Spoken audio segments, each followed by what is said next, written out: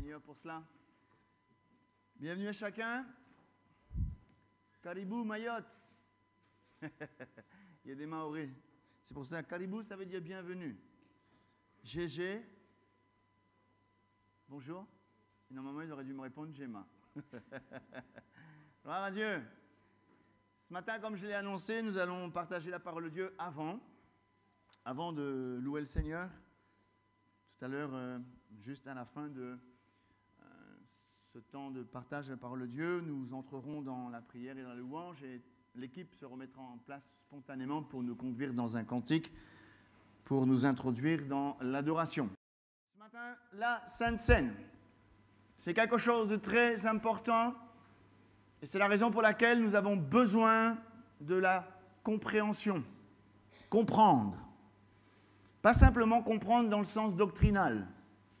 Pas simplement comprendre ce que nous faisons, mais en mesurer toute la profondeur, les bénéfices et comprendre le message spirituel. Je crois que la Sainte Seine nécessite premièrement de la compréhension parce que ça doit être un temps important dans le culte et aussi un temps de bénédiction. Lorsque nous prenons la Sainte Seine avec discernement de cœur, nous devons nous attendre à quelque chose de puissant. J'ai déjà vu dans un culte, au moment de la Sainte Seine, des malades être guéris. Pourquoi? Parce qu'on va voir ensemble, dans le moment de la Sainte Seine, nous nous rappelons quelque chose de très important, ce que Jésus a accompli à la croix. Et à la croix, Jésus a dépouillé les dominations. À la croix, Jésus nous a purifiés, rachetés, sauvés. Et nous a aussi guéris de nos maladies. Et à chaque fois que nous prenons la Sainte Seine, nous ne le faisons pas par habitude. Certains pays le font une fois par an, d'autres une fois par mois. Nous le faisons tous les dimanches parce que je pense que c'est bon de ne pas se priver. La Bible parle le premier jour de la semaine à Troas, les chrétiens se réunissaient, prenaient la Sainte Seine. Ce matin, on va voir quelques points. On va voir que c'est un temps sacré, c'est un temps très solennel, où on a besoin du discernement de Dieu. Nous allons voir aussi que c'est un temps où nous devons disposer nos cœurs afin de comprendre ce que nous faisons. Jean 6, verset 48, s'il vous plaît. Jean, la particularité de l'évangile de Jean, c'est qu'il ne parle pas de la Sainte Seine. Mais on va quand même lire la Sainte Seine, enfin un passage qui nous parle de ce que Jésus a fait. Jean 6, verset 48, si vous avez trouvé, nous pouvons faire la lecture. Jésus dit « Je suis le pain de vie. Vos pères ont mangé la manne dans le désert et ils sont morts. C'est ici le pain qui descend du ciel, afin que celui qui en mange ne meure point. Je suis le pain vivant qui est descendu du ciel. Si quelqu'un mange ce pain, il vivra éternellement. Le pain que je donnerai, c'est ma chair, que je donnerai pour la vie du monde. » Là-dessus, les Juifs disputaient entre eux, disant « Comment peut-il nous donner sa chair à manger ?» Jésus leur dit « En vérité, je vous le dis, si vous mangez la chair du Fils de l'homme, et si vous ne buvez son sang, vous n'avez point la vie en vous-même. Celui qui mange ma chair et boit mon sang a la vie éternelle, et je le ressusciterai au dernier jour. Car ma chair est vraiment une nourriture, et mon sang est vraiment un breuvage. Celui qui mange ma chair et qui boit mon sang demeure en moi et je demeure en lui. Comme le Père qui est vivant m'a envoyé, et que je vis par le Père, ainsi celui qui me mange, vivra par moi. C'est ici le pain qui est descendu du ciel. Il n'en est pas comme de vos pères qui ont mangé la manne et qui sont morts. Celui qui mange ce pain vivra éternellement. Gloire à Dieu. Ici, il faut comprendre, lorsqu'on lit la parole de Dieu, qu'il y a un sens figuré. Il y a le sens littéral. Quand Jésus dit « Je suis le pain de vie », Jésus, il n'est pas une miche de pain. C'est un langage spirituel. Quand Jésus dit « Prenez ceci, ceci est ma chair, celui qui mangera ma chair », il n'est pas question de manger un morceau de Jésus. C'est un langage spirituel. Alors c'est vrai que dans ce texte, Jean n'explique pas le sens de la Sainte Seine, mais il nous explique l'état d'esprit qui doit nous animer au moment de la Sainte Seine. Ces paroles nous font comprendre que la Sainte Seine c'est quelque chose de très important, que nous devons comprendre ce que nous faisons. Ce n'est pas un acte religieux, nous ne le faisons pas par habitude, nous ne voulons pas le faire par habitude. Je crois qu'on va essayer d'être très simple, je vais essayer d'avancer doucement, je vais aller doucement. Premièrement, nous pouvons dire que la Sainte Seine doit occuper une place importante dans le culte. Dans le culte, tout est important. Les chants sont importants. L'adoration est importante. La parole de Dieu est importante. Les dons spirituels sont importants. La Sainte Seine aussi est importante. C'est un moment solennel. J'aimerais voir premièrement 4 points avec vous concernant la doctrine et notre expérience de la Sainte Seine. Premièrement, le côté sacré. Dans le livre de Malachie, le prophète a interpellé les sacrificateurs. Il s'adresse aux personnes qui ont une communion avec Dieu et il leur dit dans Malachie, chapitre 1er, verset 6, « Et vous dites, la table de l'Éternel est méprisable. » Dieu, à travers la bouche de son prophète, a repris les sacrificateurs du temps de Malachie. Il est question de la table ici. Et ces hommes avaient perdu la dimension sacrée, dans le sens où, eh bien, ils amenaient à la table parle de communion. Quand on voit la table, dans le Psaume 23, il dit « Je dresse une table en face de mes adversaires », il est parlé de communion, échange. La table dans la Bible, c'est échange, communion. Ici, le prophète parle de la part de Dieu et il dit « Mais vous avez méprisé la table », dans le sens où ils amenaient en sacrifice ce qui était méprisable. Ils amenaient des animaux chétifs, boiteux. En fait, quand ils amenaient pas le meilleur. Et on sait que Dieu mérite le meilleur. Et ici, le Seigneur leur dit, mais vous déshonorez la table, parce qu'on n'amène pas quelque chose de pur, on n'amène pas quelque chose de sacré, on ne l'amène pas dans la crainte de Dieu. Ils le font par habitude, de sorte qu'ils amènent des animaux, je dirais, boiteux, chétifs, un peu comme Saül qui avait offert à l'Éternel des choses, le restant. Mais Dieu ne mérite pas le restant, non? Dieu mérite le meilleur. Alléluia! Ça me fait un écho ici. 1 Corinthiens 11.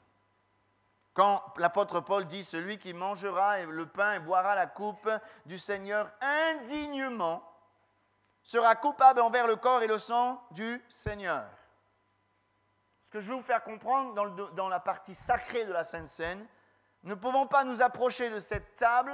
Bon, ce n'est pas la table qui est bénie, ce n'est pas les coupes, qu'elles soient en plastique, en or, en diamant, ce n'est pas un problème. Qu'il y ait une coupe ou qu'il y ait plusieurs coupes, ce n'est pas là le problème. Mais ce que nous devons comprendre, c'est qu'à chaque fois qu'on va prendre la Sainte Seine, on va voir, on se remémorise les choses, mais c'est un moment solennel, sanctifié, sacré.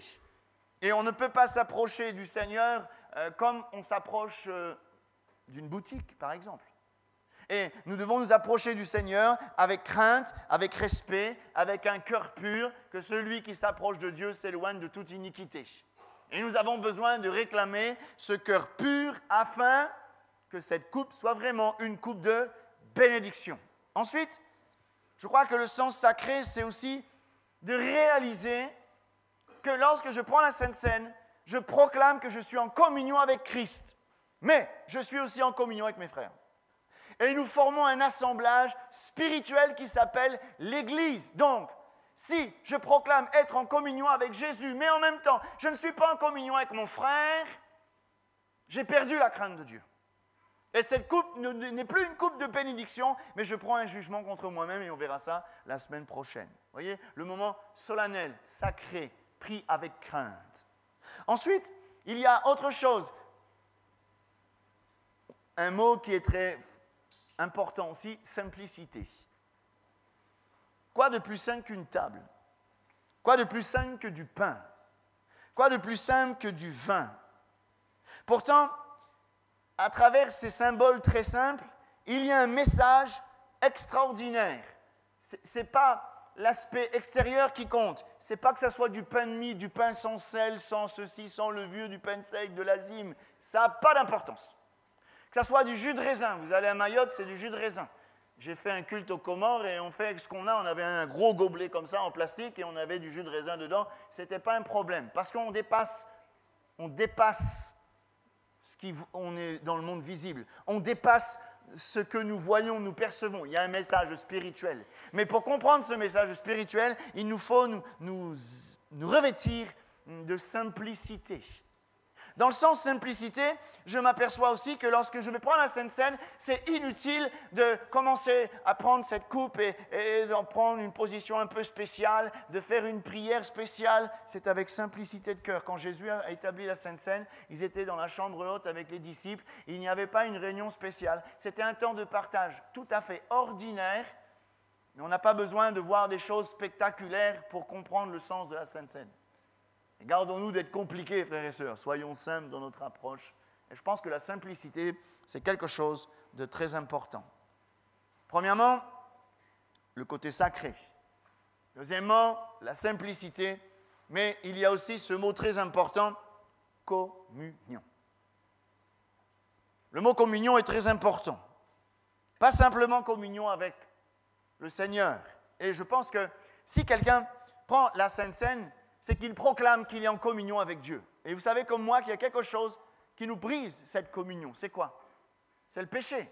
Un chrétien qui se dit chrétien, baptisé, peut-être qu'il parle en langue, peut-être qu'il prophétise, peut-être qu'il fait plein de choses, mais qu'il a une vie qui est dans le péché, il est brisé dans sa communion avec Jésus-Christ.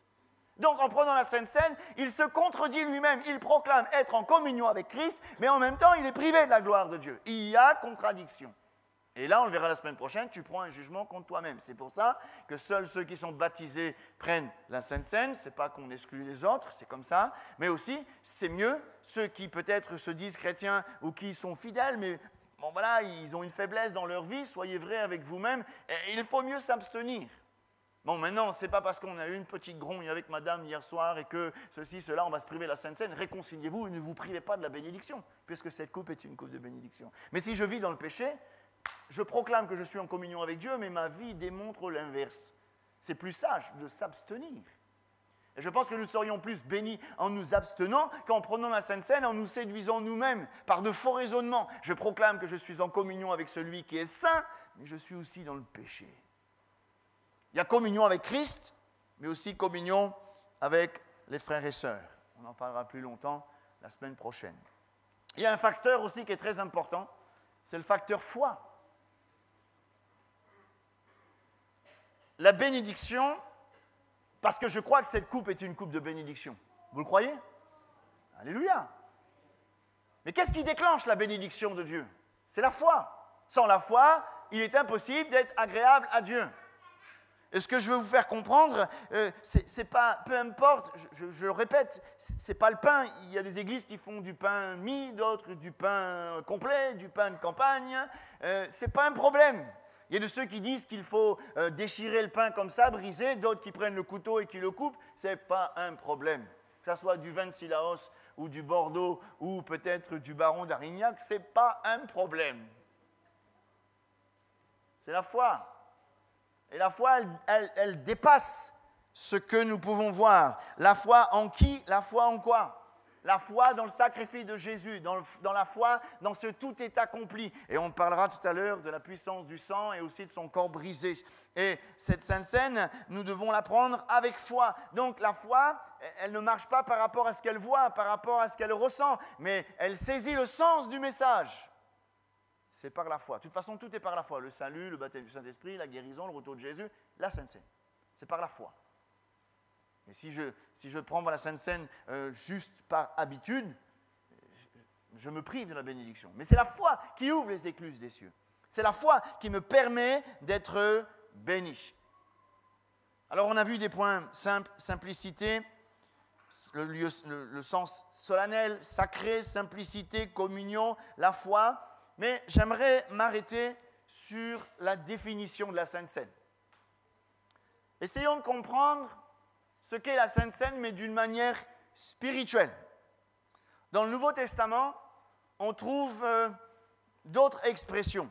La Sainte Seine, on trouve aussi le repas du Seigneur, on trouve la fraction des pains, Acte 2, 42, il parlait de la fraction des pains. Et plusieurs fois dans le livre des Actes, il dit que les disciples se rassemblaient dans les maisons pour partager le pain. Il y avait là comme la fraction des pains et aussi le repas du Seigneur, le repas du Seigneur. Et dans les Actes des Apôtres, c'était vraiment une agape où à un moment donné, au milieu de l'agape, ils prenaient le pain et le vin, ils se rappelaient le sacrifice de Jésus-Christ. Mais qu'est-ce que la Sainte Seine? Il y a un mot très important. Jésus a dit, faites ceci en mémoire. Le mot mémoire est très important. En tous les cas, nous devons saisir cela. Il y a le mot, la pensée mémoire. Quand je prends la Sainte Seine, je dois me rappeler. Il y a le temps de mémoire. Qu'est-ce que je vais mémoriser? Que Jésus est mort à la croix pour me sauver. C'est la seule chose qu'on doit se rappeler. Le mot mémoire, c'est quand Jésus dit « faites ceci en mémoire de moi », c'est de se rappeler ce que Jésus a accompli à la croix. Me rappeler que j'étais pécheur, privé de sa gloire, condamné, mort, esclave, j'étais rebelle, ennemi de Dieu, impie, mais à cause de sa croix, à cause de son sacrifice, à cause de son sang, je suis passé des ténèbres à la lumière, il m'a pardonné, il m'a justifié, il m'a réconcilié avec Dieu, il m'a sauvé. Alléluia! Et à chaque fois qu'on prend la Sainte Seine, on doit se rappeler d'où on vient. Se rappeler la valeur du sacrifice de Jésus-Christ, la mémoire. Si j'oublie d'où je viens, je vais oublier la valeur du sacrifice de Jésus-Christ. Chaque dimanche, je dois me remémoriser la valeur du sacrifice de Jésus. C'est pour ça que Jésus a dit, faites ceci en mémoire de moi. Mais ça, on sait le faire. Je suis sûr que la plupart de nous, on comprend cela. Mais je crois qu'il y a une autre portée. Il y a à la fois la mémoire, mais il y a aussi se porter vers l'avenir. Je crois que dans ce temps de Sainte Seine, on ne peut pas se garder devant si à la base il n'y a pas la mémoire. On doit d'abord se mémoriser ce que Jésus a accompli pour nous, mais c'est là que beaucoup peut-être n'ont pas saisi. Ce n'est pas un jugement, hein, je vais vous éclairer pour que ça soit vraiment une coup de bénédiction, afin que nous puissions aussi nous porter vers ce qui est devant. Parce qu'en Jésus-Christ, il y a une espérance. Et lorsque je prends la Sainte Seine, je rappelle la mort de Jésus. Non seulement, je regarde derrière, je suis pardonné, purifié, lavé, mais aussi, je sais qu'il y a une espérance. Et quelque part, il faut passer par le temps de mémoire, par ce temps de mémoire, de communion, de salut. Et comme disait la parole de Dieu, comme montre la parole de Dieu, il y a aussi cette vision de dire, mais je proclame que tu reviens bientôt, je proclame que je serai bientôt avec toi, je proclame qu'un jour je régnerai dans le ciel avec toi. C'est cette portée-là aussi de la Sainte Seine. Pas simplement mémoire. Je dois aussi me porter vers ce qui m'attend dans le ciel.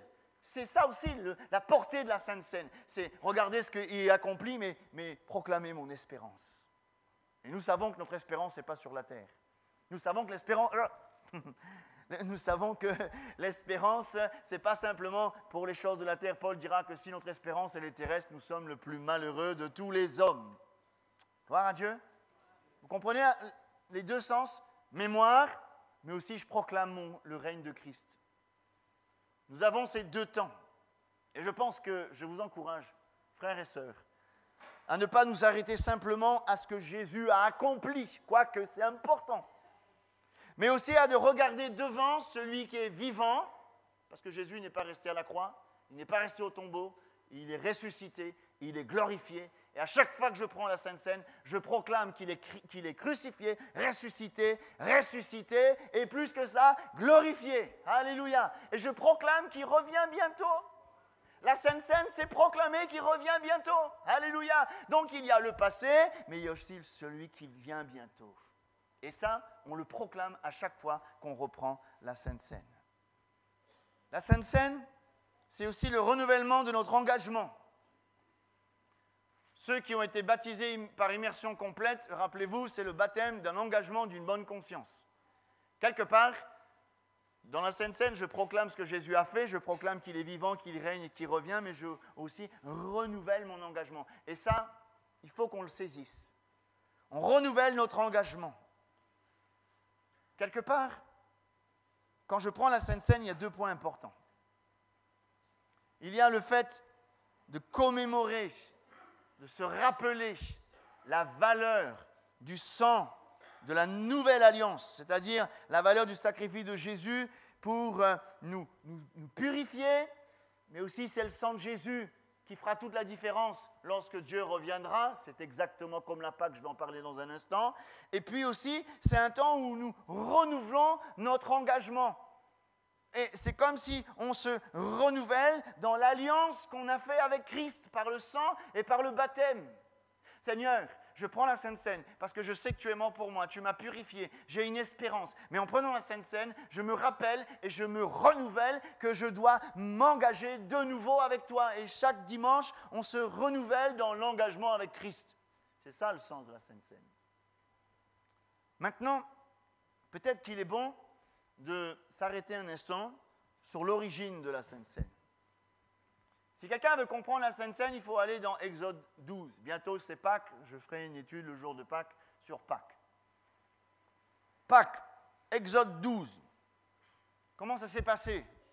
Peut-être juste un petit rappel historique. Il y avait un bras de fer entre Pharaon et Moïse. Laisse aller mon peuple. Oui, allez-y, mais pas trop loin. Oui, allez-y, pas de sacrifice.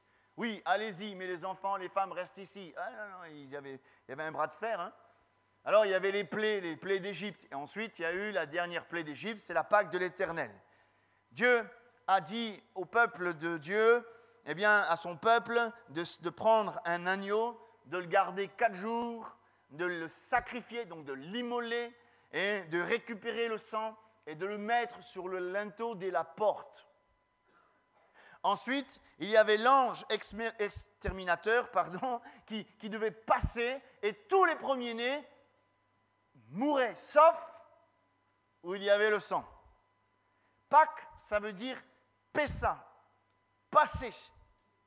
C'est l'ange qui passe, et là où il n'y a pas le sang, tous les premiers-nés morts. D'où le premier-né de Pharaon, mort. Les premiers des animaux, morts. Sauf le peuple d'Israël dans l'obéissance et la foi. On retrouve la foi et l'obéissance. Là où il y a le sang sur les linteaux, l'ange exterminateur passe. Ils étaient protégés. Ils étaient couverts. Le jugement, la condamnation est passé au-dessus des maisons du peuple de Dieu parce qu'il y avait le sang.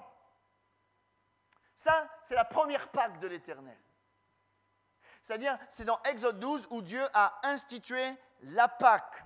Et on retrouve ce que je viens de dire tout à l'heure, dans la Pâque, quand Dieu a institué la Pâque, il a bien dit à Moïse et au peuple d'Israël dans Exode 12, « Vous conserverez le souvenir de ce jour et vous le célébrerez par une fête en l'honneur de l'Éternel. Vous le célébrerez comme une loi perpétuelle pour vos descendants. » Manière de dire, tu n'oublies pas. Tu n'oublies pas. Tu n'oublies pas. Quand on parle de souvenirs, il y a différentes formes de souvenirs. Par exemple, maintenant c'est un peu moins vrai parce que les photos sont numériques. Mais autrefois, de temps en temps, les gens ils sont nostalgiques, ils reprennent la boîte à chaussures où il y a toutes les photos de la famille et ils regardent un peu les photos sont un peu jaunies, mais c'est le souvenir.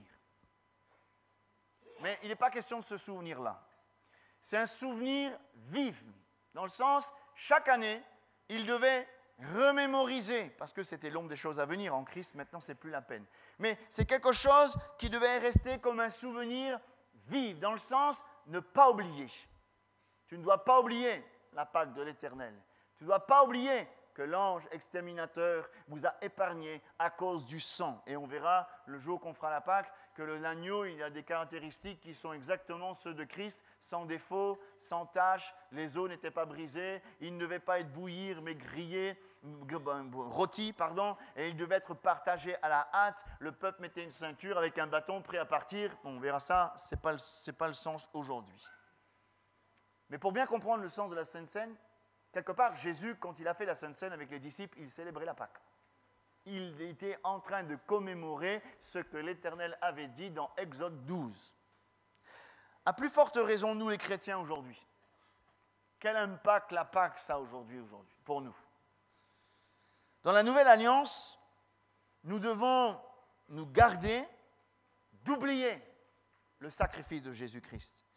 Nous devons avoir un véritable attachement, un souvenir en ce qui concerne Jésus, la mort à la croix. Quelque part, chaque fois que je prends la Sainte Seine, ce n'est pas une prière qu'il faut répéter simplement sans comprendre, mais c'est un exemple. Seigneur, quand je prends ce pain, cette coupe, je me rappelle tes souffrances et je veux ne pas oublier de me rappeler que tu es vraiment l'agneau de Dieu qui ôte les péchés du monde. Je ne veux pas oublier de ces temps où tu as souffert.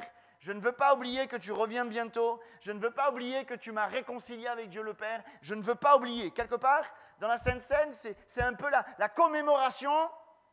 Christ, notre Pâque, a été immolé, célébrer la fête. Donc la Sainte Seine doit être un moment de réjouissance. La Sainte Seine doit être un moment d'allégresse. Parce qu'on verra la semaine prochaine que la Sainte Seine, c'est vraiment notre victoire. Alléluia. Et on ne prend pas la Sainte Seine en restant comme ça. Non, je pense que c'est notre victoire. On doit proclamer et on doit faire la fête. Et Christ, notre Pâque, a été immolé, célébrer la fête. Et c'est la fête, ce n'est pas sauter dans tous les sens. C'est se réjouir de ce que Christ nous a sauvés. Gloire à Dieu. Ensuite, réfléchissons un instant. Institution de la Sainte Seine. Je m'explique.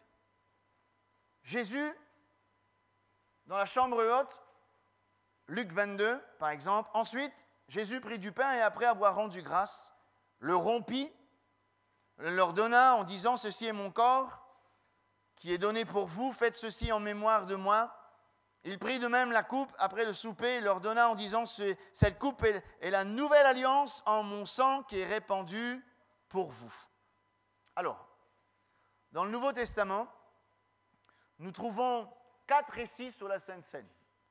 Il y a Matthieu, Marc, Luc, et puis aussi dans l'épître de Paul aux Corinthiens, chapitre 11. Jean ne fait pas mention de la Sainte Seine, mais on a vu tout à l'heure que Jésus disait « Je suis le pain de vie ». Maintenant, arrêtons-nous sur ce que Jésus a fait. Arrêtons-nous sur ce que Jésus a dit. Qu'est-ce qu'il a fait? Premièrement, qu'est-ce que Jésus a fait? Il a pris du pain, il l'a rompu. Bon, nous, on n'est pas des juifs, on ne comprend peut-être pas la signification, mais pour un juif, c'est très important. Parce que rompre le pain, c'est une action déjà prophétique. Jésus était en train d'annoncer que son corps allait être brisé pour nos iniquités. Et il proclamait sa souffrance, mais c'est aussi, les disciples et tous les juifs étaient là, et quand le patriarche de la famille célébrait la Pâque, c'était un acte traditionnel, le père de famille rompt le pain afin de bénir la famille, et Jésus a refait exactement la même chose. Et je crois qu'en rompant le pain, Jésus a accompli un acte symbolique annonçant qu'il allait souffrir la croix. Ensuite, il a parlé de la coupe, l'offrande de la coupe.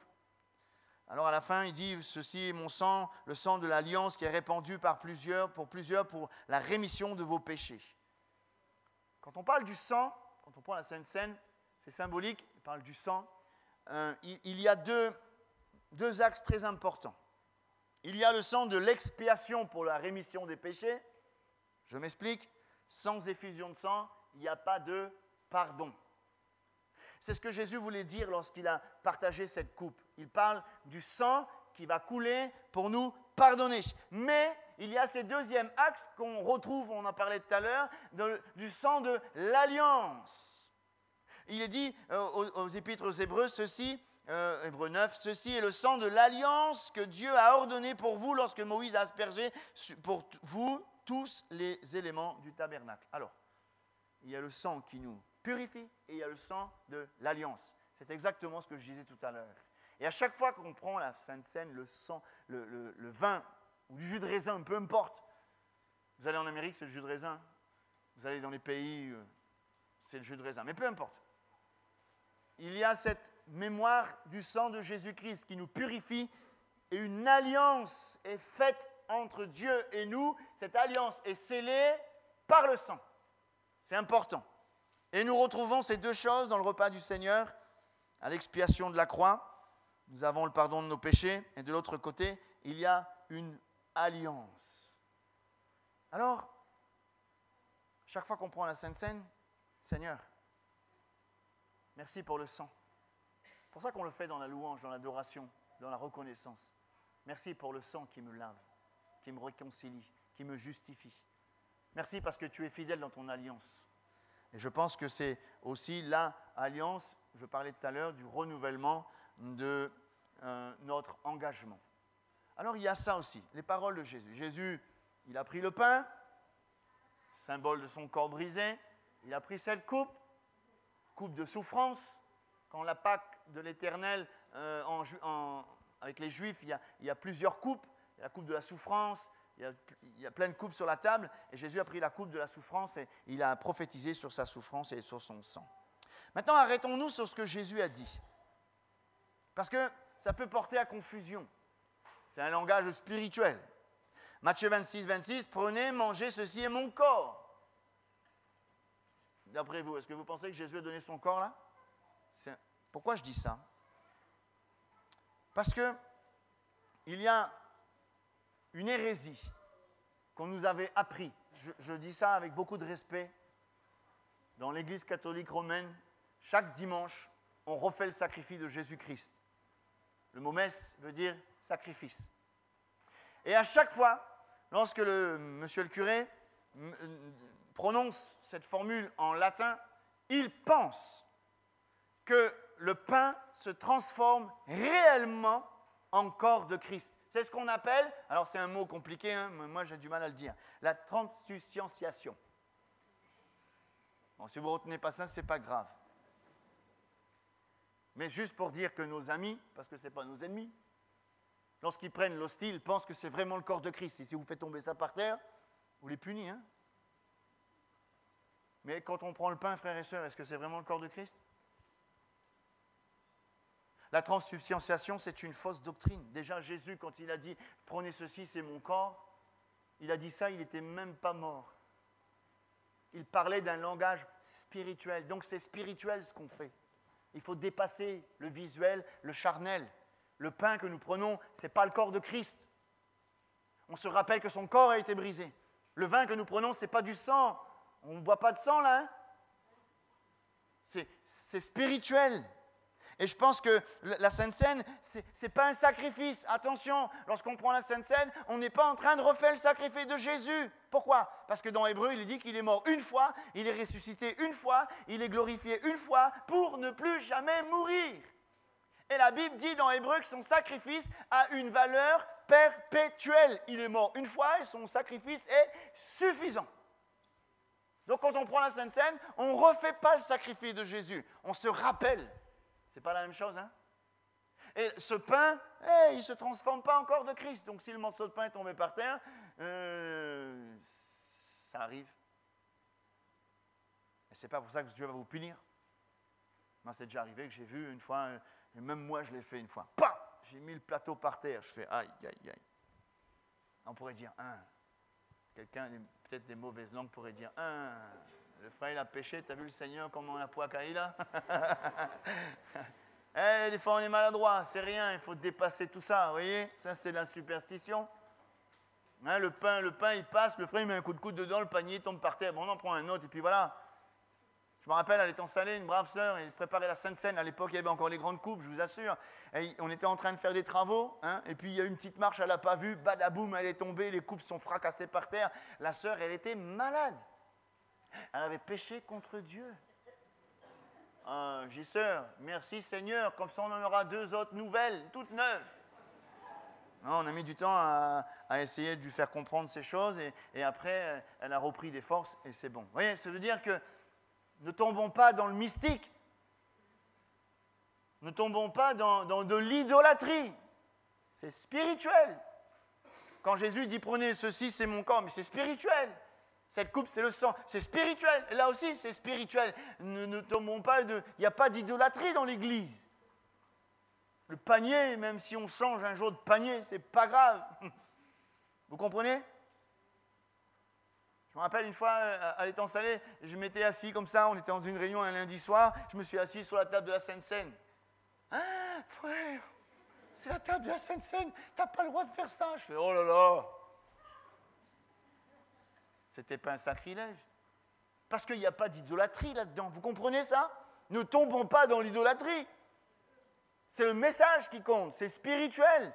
Il y a un langage. Jésus a parlé d'un langage spirituel. J'avance. Dans le repas du Seigneur, lorsque Jésus parle d'offrir le pain et d'offrir la coupe, il annonce aussi son triomphe. Marc 1, 14, verset 25. « Je vous le dis en vérité, je ne boirai plus de la fruit de la vigne jusqu'au jour où je boirai de nouveau dans le royaume de Dieu. » Ça aussi, il faut bien le saisir. Jésus sait qu'il va souffrir. Jésus sait qu'il va mourir à la croix. Jésus sait qu'il va ressusciter. Mais Jésus sait qu'il va triompher. Et c'est ce qu'on proclame dans la Sainte Seine. Il est mort, il est ressuscité et il triomphe. Il a triomphé. Et dans la foi, nous sommes morts au péché, nous sommes ressuscités en Christ et nous triomphons. C'est ça qu'il ne faut pas oublier. En Jésus, nous sommes morts au péché, nous sommes ressuscités en nouvelle qualité de vie. Romains 6, on devient une même plante avec lui. Mais le plus important, on s'identifie dans sa victoire. C'est pour ça que lorsqu'on prend la Sainte Seine, on proclame notre victoire. Sur le péché, sur l'erreur, sur la servitude, sur le mensonge, sur le jugement, et on proclame notre victoire. On ne peut pas proclamer notre victoire comme ça. Seigneur, moi les vainqueurs. Ah, non. Seigneur, moi les vainqueurs. Alléluia. C'est pour ça que c'est des chants d'allégresse. Et je crois qu'à chaque fois qu'on prend la Sainte Seine, ça doit être des temps d'action de grâce. On ne peut pas rester la bouche fermée. Parce qu'on proclame notre victoire, et même notre victoire finale, qu'un jour, quand Christ viendra, eh bien, nous serons changés en un clin d'œil. On avait vu ça la dernière fois. Alléluia. Le repas du Seigneur doit être pris avec un esprit de recueillement, de crainte, de compréhension, mais aussi d'allégresse, de joie, parce que c'est un moment où on proclame notre victoire. C'est pour ça, frères et sœurs, vous êtes peut-être malades. Dans la Sainte Seine, Dieu peut vous guérir. C'est pas que c'est magique, hein? On est en train de proclamer la victoire de Jésus-Christ à la croix. On s'approprie cette victoire. On s'identifie dans cette victoire. Elle n'est pas étrangère à nous. Nous sommes en lui, il est en nous. Sa victoire est notre partage. C'est pour ça qu'à chaque fois qu'on prend la Sainte Seine, nous devons nous attendre à des choses extraordinaires, à des baptêmes dans le Saint-Esprit, à des renouvellements, à des guérisons, à des délivrances. Alléluia. Il ne faut pas qu'on le prenne d'une manière simplement religieuse en disant, voilà, j'ai pris ma Sainte Seine. Bon, pas ici, heureusement. J'ai déjà vu des gens qui viennent au culte, ils prennent la Sainte Seine et après, ils s'en vont. Ils ont pris leur petite Sainte Seine. Mais qu'est-ce que tu fais là? Il fallait mieux, si tu ne pouvais pas venir, tu ne viens pas, c'est pas grave. Ça peut arriver, si un jour on ne peut pas venir parce qu'on est malade, parce qu'on a besoin de travailler, parce que là, bon, tu viens juste pour la Sainte Seine, mais tu n'es pas en communion avec l'Église. Il y a quelque chose qui cloche, tu viens me faire un acte religieux, tu viens prendre ta bénédiction. Oh, non, c'est plus profond que ça. Il y a la communion avec les frères, communion avec le Christ, communion avec sa victoire. Et je termine. Il fait vraiment chaud ce matin. Notre but en prenant ce repas, c'est aussi de dire, Seigneur, bientôt nous le prendrons avec toi là-haut. Ça sera beau dans le ciel. La noce de l'agneau. Les noces de l'agneau, frères et sœurs. Ça sera le repas dans le ciel. Voilà. Ma femme est déjà morte de rire parce qu'elle sait ce que je vais dire. Quand elle avait vu la Bible, elle disait « Ouais, on mange de l'agneau, moi j'aime pas l'agneau. » Je dis « Inquiète pas, c'est Jésus l'agneau. » Bon, maintenant elle a compris, hein, c'était au début de notre conversion. Mais vous comprenez que lorsqu'on prend la Sainte Seine, on proclame aussi qu'un jour, on aura part aux noces de l'agneau. On proclame notre espérance. Ça ne peut que remplir nos cœurs de joie. Alléluia. Alors, je vais conclure et la semaine prochaine, on fera la suite. La Sainte Seine, c'est un temps de souvenir. Souvenir. Souvenir de quoi? Que Jésus a été crucifié pour nos péchés, nous racheter, nous laver, nous délivrer. Son corps a été brisé. Son sang a coulé pour nous racheter. Il y a un message dans le sang et on doit le proclamer. C'est aussi un souvenir vivant. Chaque fois que nous replaçons devant le Seigneur, quelque part, on renouvelle notre attachement et aussi notre engagement avec Jésus-Christ. Souvent, on oublie ça dans la Sainte Seine. On renouvelle notre engagement. Parce que, pourquoi on prend la Sainte Seine? Parce qu'on s'est engagé avec lui. D'où l'importance que ceux qui ne sont pas baptisés, ils ne sont pas engagés, ils ne peuvent pas prendre la Sainte Seine. Il y a des églises, dans certains pays, ou pas ADD, mais d'autres, ils ouvrent la Sainte Seine à tout le monde. Tout le monde prend la Sainte Seine, allez les enfants et tout. Mais si tu n'es pas engagé, comment tu peux renouveler ton engagement? Vous comprenez? Voilà pourquoi on ne donne pas la Sainte Seine à ceux qui ne sont pas baptisés. Parce qu'il faut d'abord s'engager. Et c'est pour ça, tout simplement. Et dans la Sainte Seine, on renouvelle notre engagement. Et puis aussi, on proclame son règne. Gloire à Dieu. Et le mystère de la foi fait que nous régnons avec lui. Gloire à Dieu. La suite au prochain épisode. La semaine prochaine, Dieu voulant. C'est important, la semaine prochaine, vous savez pourquoi? Ce n'était que l'introduction ce matin. Une grande introduction. La semaine prochaine, on verra les bénéfices. Présents, futurs. Et on est obligé de terminer avec une sérieuse mise en garde, comme la Bible dit dans Corinthiens 11, que nous ne puissions pas prendre la Sainte Seine sans discernement. On verra ça la semaine prochaine. Mais au vu de tout ça, moi j'ai envie de bénir le Seigneur, non? Comme je disais mardi à la petite île et vendredi ici, c'est pas grâce qu'on est sauvés, non? Qu'est-ce qu'on méritait, nous? Rien. Et à chaque fois qu'on prend la Sainte Seine, on veut proclamer sa grâce. Gloire à Dieu. On bénit le Seigneur, frères et sœurs. Et ce matin, soyons reconnaissants pour le sacrifice de Jésus-Christ. Soyons reconnaissants pour le sang de Jésus qui nous a lavés et purifiés.